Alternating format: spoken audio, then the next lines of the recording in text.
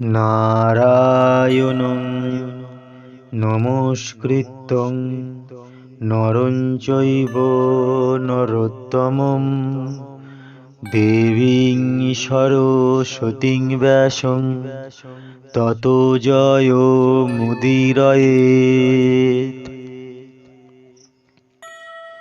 শ্রীমদ্ ভাগবত গীতা তৃতীয় অধ্যায় কর্মযোগ।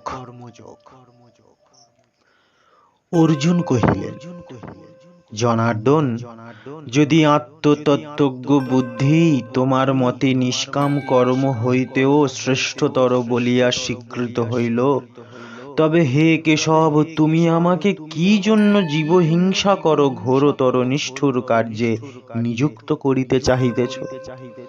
কখনো কর্মের শ্রেষ্ঠত্ব ও কখনো বা জ্ঞানের উৎকর্ষ প্রতিপাদক মিশ্র বাক্য প্রয়োগ পূর্বক তুমি আমার বুদ্ধিকে মোহযুক্ত করিতেছ।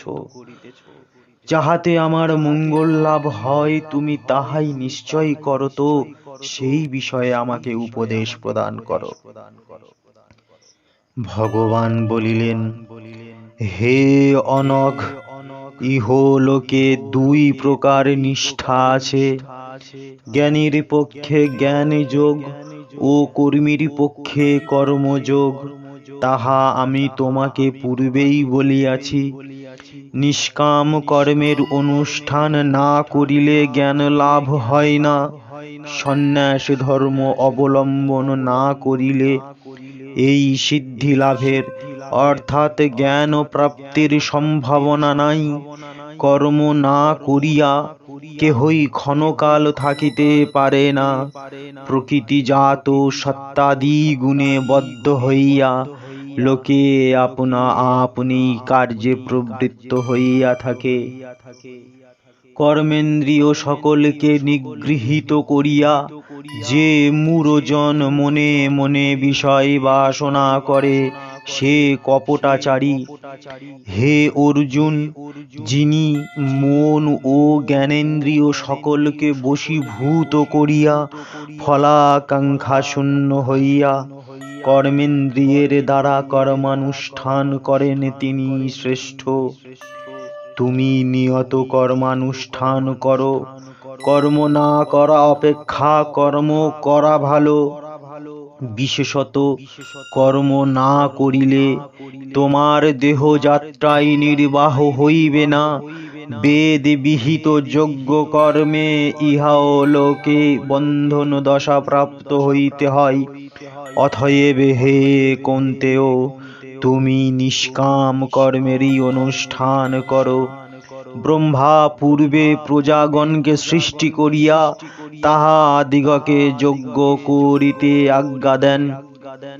যজ্ঞ 5 প্রকারের।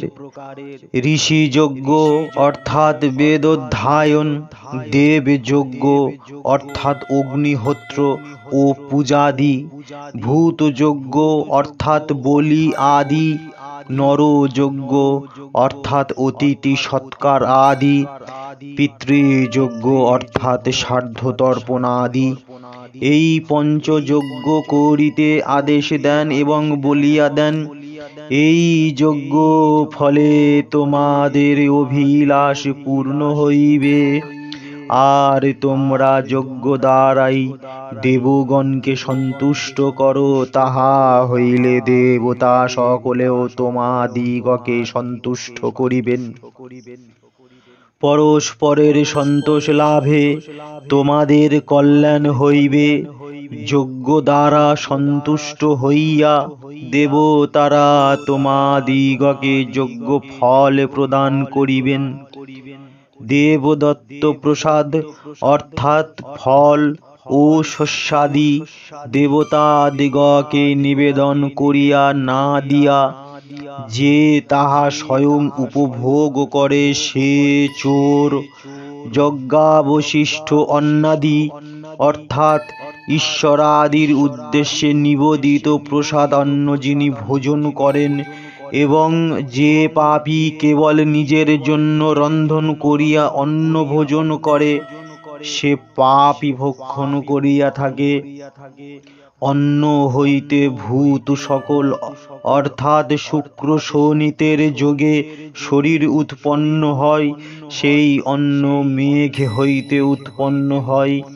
মেঘ যজ্ঞ দ্বারা জন্মে এবং যজ্ঞ কর্ম হইতে উৎপন্ন হয়। কর্ম সকল বেদ হইতে উদ্ভব হইয়াছে এবং বেদ ব্রহ্ম হইতে উৎপন্ন হন। অতএব সর্বব্যাপী পরব্রহ্ম নিত্য যজ্ঞে প্রতিষ্ঠিত রহিয়াছেন। হে পার্থ, যে ব্যক্তি এই প্রবর্তিত কর্মচক্রের অনুগামী না হয়, সে পাপাত্মার জীবন বৃথা। আত্মাতে যাহার রতি, আত্মাতেই যাহার তৃপ্তি, এবং যিনি আত্মাতেই সন্তুষ্ট থাকেন, তাহার আর কর্মানুষ্ঠানের আবশ্যকতা নেই। জ্ঞানযোগী সংসারে কোনো কর্ম করিলে কি না করিলে তাহার পাপ বা পুণ্য হয় না, এবং কোনো প্রয়োজন সাধনার্থে তাহাকে কাহারও সাহায্য লইতে হয় না। অতএব ফলাকাঙ্ক্ষা না করিয়া কর্মানুষ্ঠান করো। নিষ্কাম কর্মকারী পুরুষ মুক্তি লাভ করিয়া থাকেন। জনকাদি মহাত্মাগণ কর্মানুষ্ঠান করিয়াই সিদ্ধি লাভ করিয়াছেন। অতএব লোক সকলের স্বধর্মে প্রবৃত্তি জন্মাবার জন্য কর্ম করা কর্তব্য। মহৎ ব্যক্তিরা যে রূপ আচরণ করেন, ইতর লোকেরাও তদনুসর করিয়া থাকেন, এবং তাহারা যাহা সামান্য বলিয়া গণ্য করেন, অন্যান্য লোকেরা তাহাই মান্য করেন। হে পার্থ, ত্রিলোক মধ্যে আমার কর্তব্য কর্ম কিছুই নাই, কেন না কোনো বস্তু আমার অপ্রাপ্য নহে, তথাপি আমি কর্ম করিয়া থাকি।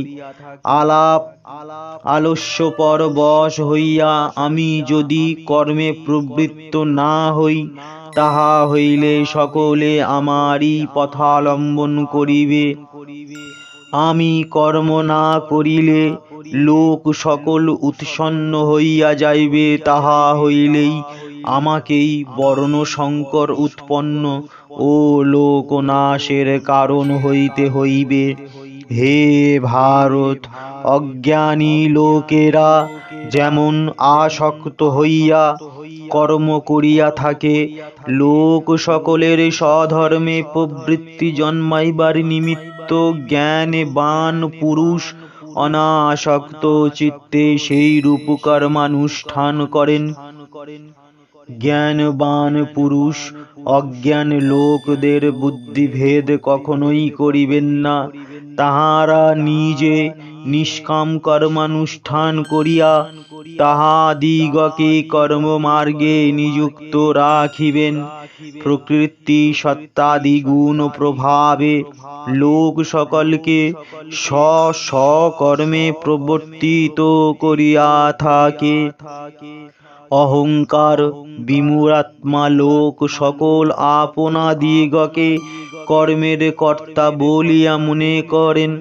হে মহাবাহো, আত্মতত্ত্বজ্ঞ প্রাজ্ঞ মহাপুরুষেরা প্রকৃতিজাত গুণগণ ও ইন্দ্রিয় দ্বারা কর্ম করেন। তাহারা আপনাদিগকে কর্তা বলিয়া মনে করেন। জ্ঞানবান মহাত্মাগণ আসক্ত চিত্তে কর্মকারী অজ্ঞানী পুরুষদের কর্মানুষ্ঠানের শ্রদ্ধা কখনোই বিচলিত করিবেন না। অতএব তুমি আমাতেই সকল কর্ম সমর্পণ করিয়া নিষ্কাম, নির্মম এবং বিগত শোক হইয়া যুদ্ধে প্রবৃত্ত হও। অসূয়াহীন হইয়া শ্রদ্ধাপূর্বক যাহারা আমার এই মতানুযায়ী কার্য নিত্য অনুষ্ঠান করিয়া থাকেন, তাহারা কর্মবন্ধন হইতে মুক্ত হয়েন।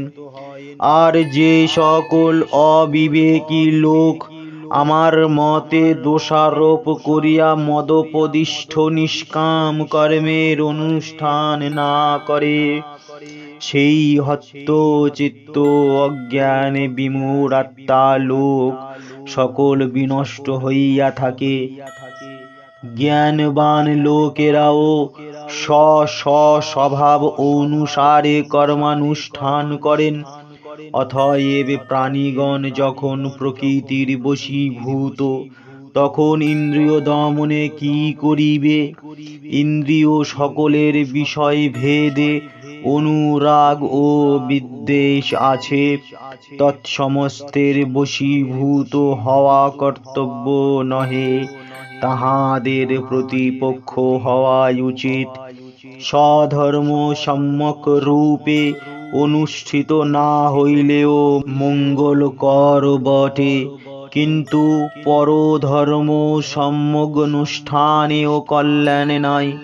অতএব স্বধর্মে মরণ ভালো, কিন্তু পরধর্ম ভয়াবহ। অর্জুন কহিলেন, হে কৃষ্ণ, পুরুষের পাপে প্রবৃত্তি না থাকিলেও কে তাহাকে বলপূর্বক পাপে নিয়োজিত করে? ভগবান বলিলেন, রজোগুণ হইতে উৎপন্ন এই কাম ও ক্রোধ অতিশয় অতৃপ্ত এবং বিষম উগ্র। ইহারাই মনুষ্যগণের পরম শত্রু। ধূম দ্বারা যেমন অগ্নি আবৃত হয়, দর্পণ যেমন মলে আচ্ছন্ন হয় এবং গর্ভ যেমন চর্ম দ্বারা আচ্ছাদিত হইয়া থাকে, মনুষ্যগণের জ্ঞান ও বিবেক তদ্রূপ কাম দ্বারাই আবৃত থাকে। হে কৌন্তেয়, এই দুষ্পরণীয় কামই জ্ঞানীগণের চিরশত্রু।